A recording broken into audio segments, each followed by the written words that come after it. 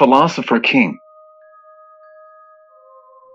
From Plato's The Republic, philosophers might gain political power, or a king might become a philosopher. According to this theory of Plato, every soul has either of the three qualities are appetite, spirit, and rational.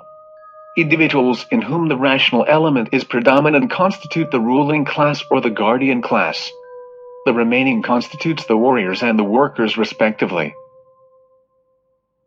Plato has a strong bias in the superiority of the rational mind. He insists that philosophers are best suited to rule, because reason is dominant in their soul. An arch-rationalist himself, Plato contends that reason ruled the world, not God.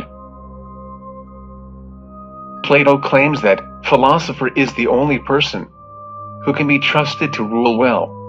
They are both morally and intellectually suited to rule, morally, because it is in their nature to love truth, and learning so much that they are free from the greed and lust that tempts others to abuse power, and intellectually, because they alone can gain full knowledge of reality.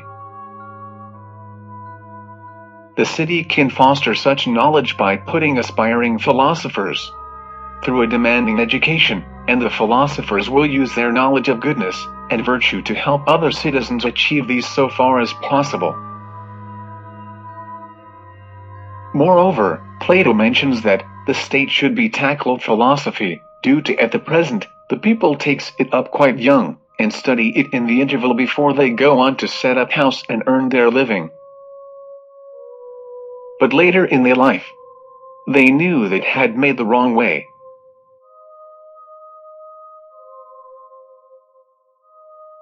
When they are young, children should only tackle the amount of philosophic training their age can stand. While they are growing to maturity, they should devote a good deal of attention to their bodies, if they are to find them a useful equipment for philosophy. When they are older, and their minds begin to mature, their mental training can be intensified. Finally, when their strength begins to fail, and they are no longer fit for political or military service, they can be given their head, and devote all their main energies to philosophy, that is, if their life is to be a happy one, and their final destiny after death, to match their life on earth. This is the right way that people should follow. In his Republic, he imagines a utopia, where justice an ultimate goal. Plato's ideal city seeks a harmonious balance between its individual parts and should be led by a philosophy.